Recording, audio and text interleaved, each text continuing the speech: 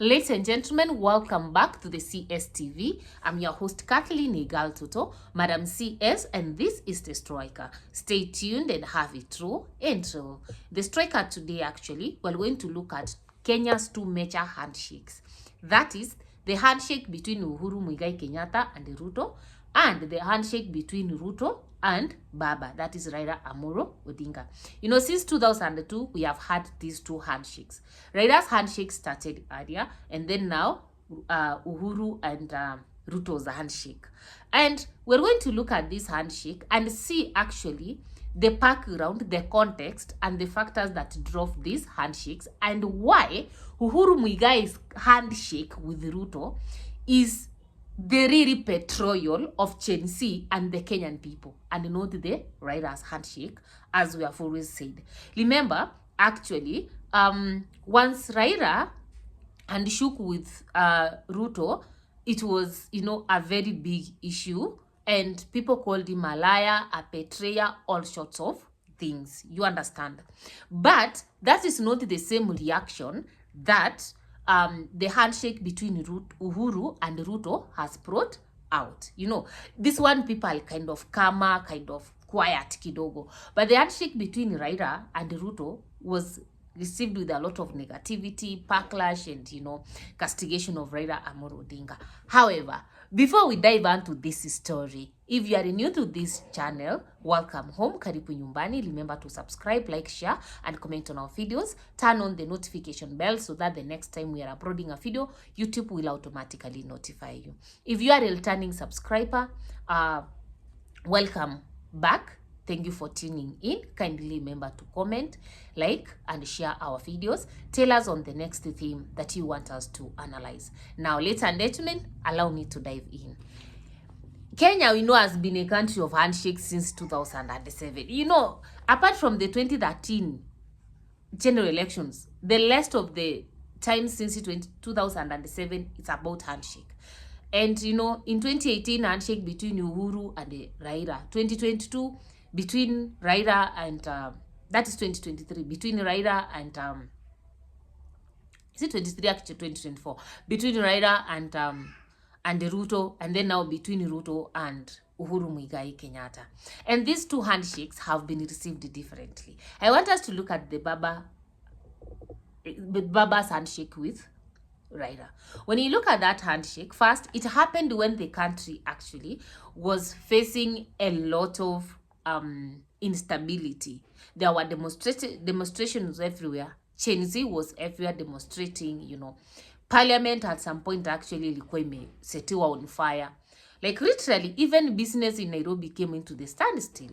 People could no longer do their business properly. At some point, Magoons now infiltrated the Gen Z protests that were going on well. Now we started having people entering in there to rob others, etc. And this is the time Baba wants a position as the AU chairperson, because at home, clearly, he's not likely to get these positions that he's been vying for. And, you know, remember this a time Baba actually was an AU infrastructural officer, something of that nature. And therefore, for me, I feel Baba felt like, okay, if home it's not working, outside there it's working, let me go there. But there's no way Baba could go and say now that is a fine for the AU chairperson, that is the AU commission chairperson, when back at home it was burning. You understand? So I think that's the thing that drove Baba to actually do what? To actually you know, handshake with Ruto, because he knew if we handshook with Ruto actually, then the country could become peaceful. And that's actually what happened. He handshook with Ruto, the country became peaceful, and we have not had demonstrations actually since then. But at the same time, remember, Baba needed the support of the government, of the president, to launch him as a candidate at AU. There's no way actually he could have been accepted as a candidate in AU if the president himself had not declared him or had not supported him. So he needed also this support, and that's why it said that let's make peace, let me go my way, you know, yeah, let us make peace, let me go and see what the AU has to offer for me. So that is the backdrop against which Baba's handshake happened. But when you look at the outcome of Baba's handshake, Baba was given some slots as for the cabinet secretaries. Baba played a perfect game. He did not behave, let me say, stingy with those positions. He decided to be regional sensitive and distributed those positions to different communities. Many people could say that those were Papa's strongholds, Papa's ODM's strongholds. But the truth of the matter is, at least he gave one to the coast, that is Choho, gave one to Mbadi, that is Super, gave one to Obaranya, that is the Luyas, gave one to P&I, that is Aluo. So at least Baba balanced and how he distributed the position. And should anything happen, if he goes to the coast, he can tell them, me, I was given this position, I give your son Joho. He will go to Luyala and tell them, I was given this position, I give your son Wycliffe Obaranya. So like, he was somehow regional sensitive. You understand? So that is where I'm coming from in terms of Baba's handshake with Ruto. The background was instability. The reason is to bring peace and give Baba leeway to go to AU. And remember, Baba is not assured that he will get the AU chairmanship. So one cannot say that it was personal interest. It's personal interest, but the outcome is not guaranteed.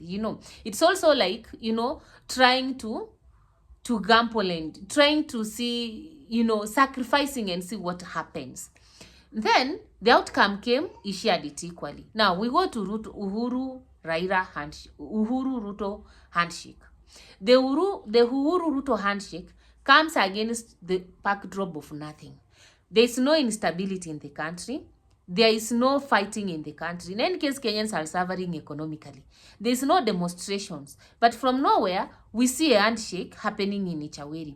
Uhuru Muigai Kenyatta is one man actually, since the 2022 general election, he's been kind of lying low. And the first time we saw him publicly was in Embu during the inauguration of the bishop. And he said it's not involved in Kenyan politics because it makes, in fact, it makes him have an headache. You understand? But a few days later, we see Uhuru Muigai Kenyatta handshake with Ruto, and the next thing is the cabinet reshuffle. Now, I feel like Uhuru Muigai Kenyatta is the one who has betrayed Chinese because of the following. Number one, Uhuru Muigai Kenyatta was the first person to benefit from the Kenya Kwanza government. Immediately Ruto took over as the president, Uhuru Muigai Kenyatta was appointed, I don't know, an peace envoy to which country? Somewhere in West Africa. He was there negotiating election, peace, etc. There is no way you could have attained that position without the endorsement of his president back at home. So literally, Uhuru Muigai Kenyatta was the first employee of William Samoei Ruto. He was the first person to benefit from this government. And Babu Wino said this sometimes back, immediately after the general elections, and people felt like Babu Wino was just joking. But truth be told, Uhuru Muigai Kenyatta was the first beneficiary. If he didn't like Ruto, he couldn't have accepted his endorsement or support for anything in this continent. Number two, Uhuru Muigai Kenyatta has never spoken anything with regard to the Adani deals, to the rising cost of living, to the taxation. He's just saying like he's relaxed because he doesn't want to be involved in politics. But when a handshake has happened, you see, we had Uhuru Muigai's allies, the likes of Matiang'i. Matiang'i is one person who has served Uhuru Muigai Kenyatta 2 terms as the CS Interior. But his name did not even appear in the names of people who were given cabinet positions, leave alone ambassadors and the people of boards. So it tells you actually, if there's one person who is also a betrayer, is Uhuru. Number one, he was the first one to receive a job.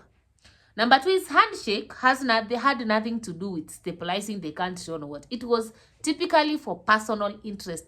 Typically for personal, there was no country was stabilizing, there was no economy was stabilizing, there was no peace he wanted to bring in the country, because right now nobody is even fighting, nobody is even demonstrating about the cost of living anymore.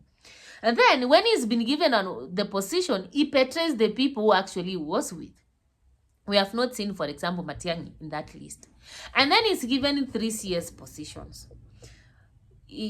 What happened? He gave all those CS positions to his tribesmates. Not even Mount Kenya. Let's not lie to each other. He gave it to his tribesmates. Typical Jubilee members alone from his backyard. You understand? So from where I stand, honestly, I feel, and you know, he doesn't even come out to say clearly that he has a hand in this. No. Remember the day Ruto left Uhuru Muigai Kenyatta's home at Njaweri? The kind of letter Uhuru Muigai Kenyatta wrote, it was like he was trying to make himself pro-person. But you know, there's nothing you can hide for long in politics. It eventually comes out. The handshake led to the cabinet reshuffle. And the cabinet reshuffle, Uhuru Muigai was not even regional sensitive.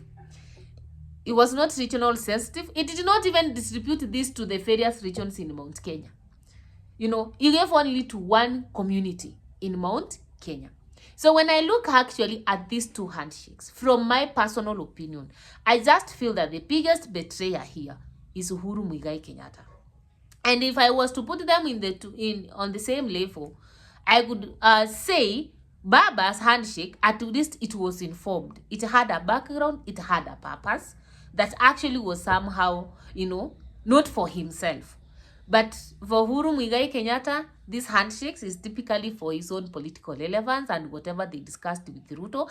And therefore, from where I sit, I just feel Uhuru Muigai Kenyatta is the one who has actually betrayed Kenyans. Those are my opinions. What are your opinions? Leave them in the comment section below. Comment, like, share, and give this video a thumbs up. See you next time. Ciao, ciao.